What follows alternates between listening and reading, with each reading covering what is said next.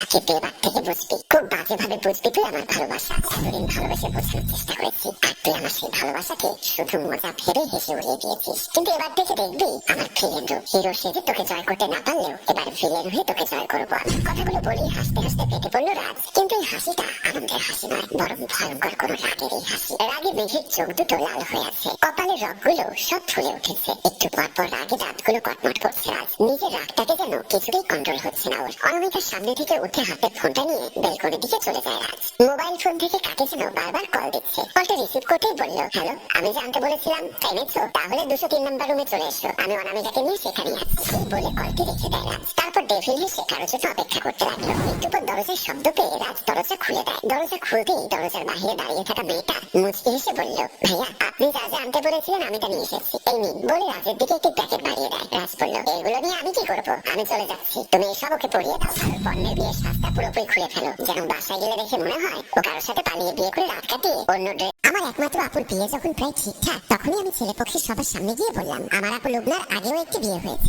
আপনারা হয়তো জানতেন না, তাই সবাইকে জানিয়ে রাখলাম। আমার কথা শুনে ছেলে একটা বাবা চোখ বড় বড় করে তাকালো। আমার মাও অবাক, আপু হয়তো কি বলবে বুঝছে না। ছেলের বাবা দ্রুত গলায় বলল, এত বড় একটি ঘটনা আমাদের কাছে গোপন রেখেছিলেন, কত বড় সাহস, বিয়ে দেওয়া মেয়েকে এসেছে আবার বিয়ে দিতে, আমার ছেলেটার কি কোনো মূল্য নেই? আমি সহজ গলায় বললাম, যার সাথে আপুর বিয়ে হয়েছিল এখন কোনো ধরনের সম্পর্ক নেই, 6 মাস হলো ডিভোর্স হয়েছে। ছেলের বাবা বলল, এসেছিলাম ভালো দেখে একটা মেয়েকে বিয়ে করিয়ে নিয়ে যাবো, এরকম ডিভোর্সি মেয়েকে বিয়ে করাতে আসিনি। এই তুমি এখনো বসে আছো কেন, চলো এই বাড়িতে 1 মিনিট থাকলে 1 মিনিটের সময়টাই লস হবে। ছেলেপক্ষ সোফা থেকে উঠে যাচ্ছে, মা পেছনে ছুটলো। আমি তাদের দিকে তাকিয়ে ভাবলাম, ডিভোর্সি মেয়ে মানে কি খুব খারাপ? আপু কি ভালো মেয়ে নয়? আমিও সেদিকে গেলাম। কিছুক্ষণ পর আপু রুমের কাছে গিয়ে দেখি দরজা বন্ধ করে রেখেছে। নিঃশব্দে দরজার কাছে মাথাটি লাগাতেই ভেতর থেকে কান্নার শব্দ শুনতে পেলাম। শব্দটা তীক্ষ্ণ ধারালো ছুরির মতো হৃদয়ে আঘাত করলো। পেছন থেকে আসা পায়ের শব্দ শুনে তাকিয়ে দেখি মা প্রচন্ড জিদ নিয়ে আমার দিকে তাকিয়ে এগিয়ে আসছে। কাছে এসে কিছু বুঝে ওঠার আগেই ঠাস করে আমার গালে একটা চড় বসে। এত জোরে চড় মারলো, সাথে সাথে আমার পুরো শরীর কেঁপে উঠলো। মাকে কিছু বলার আগে আমাকে কঠিন গলায় বলল, লুবনার আগেও একবার বিয়ে হয়েছে, এই ঘটনাটি সবাই জেনে ফেলেছে বলেই তো বাসা পরিবর্তন করে এত দূরে আসলাম। বাসা পাল্টে এত দূরে এসে কি লাভ হলো? কে বলেছে সবার সামনে গিয়ে পুরনো সত্যটা বলে দিতে? শুনি কে বলেছে? তোর বোন লুবনাকে বিয়ে দিতে হবে তো, নাকি হবে না? আমি প্রচন্ড ব্যথায় গালে হাত দিয়ে শীতল গলায় বললাম, সত্যটা কেন ঢেকে রাখবো?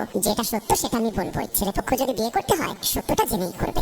এই বাজারের মেয়ে, যা আমার বাসা থেকে বের হয়ে যা, আমার চাহিদা পূরণ করতে পারিস না। তোর দরকার কি আমার জীবনে? আমি বরং পতিতার কাছে যাবো, তোর অন্তত বোঝে পুরুষের চাহিদাটা কি। কিছু কথা আছে যা শুনলে শরীর রক্ত শুকিয়ে যায়, কিন্তু চোখে জল আসে না। চিত্রা তাকিয়েছিল অয়নের মুখের দিকে। এখন এখানে বসে থাকার মানে কি? তোর সাথে বিয়ে করে মনে হচ্ছে জীবনটা নষ্ট করে ফেললাম। নিজের শরীরের দিকে একবার তাকিয়ে দেখেছিস? স্বামীকে খুশি রাখতে হলে নিজেকেও যত্ন করতে হয়। তোর মধ্যে মেয়েদের কোনো ব্যাপারই আমি দেখতে পাই না। যে মেয়ে সারা জীবন মায়ের কোনো আদর পায়নি, ছোঁয়া পায়নি, সে কিভাবে জানবে একটা মেয়ে কিভাবে সেজে গুজে থাকে সবসময়? তারপর একটাও কথা না বলে বিছানা থেকে নেমে গেল। ও চিত্রাকে বাসা থেকে বেরিয়ে যেতে বলতে পারলে চিত্রা বাসা থেকে বের হতে পারে। পিরিয়ড চলছিল, তাই রাতে তাকে প্রত্যাখ্যান করেছিল, কিন্তু তাতেই যেন তার খুব অপমান হয়েছে। প্রত্যাখ্যান নয়ন কিছুতেই সহ্য করতে পারে না, তার অপমান বোধ হয়। কিন্তু যখন অফিসের পিয়ন নিয়ে কক্সবাজার গিয়ে পুলিশের কাছে ধরা পড়েছিল, তখন তার মান সম্মান কোথায় ছিল? চিত্রা কোনো রাস্তার মেয়ে নয় যে তাকে বাসা থেকে বেরিয়ে যেতে বলবে। চিত্রা মনে মনে বিক্ষেপ করলো, ওর সাহস কত বড়, আমাকে বেরিয়ে যেতে বলে। আমার পায়ে ধরে যতক্ষণ না মাপ চাচ্ছে ততক্ষণ আমি ওকে মাপ করবো না। চিত্রা নিজের ব্যাগপত্র গুছিয়ে নিয়ে চোখের জল মুছে বেডরুম থেকে বেরিয়ে গেল। আর সেটা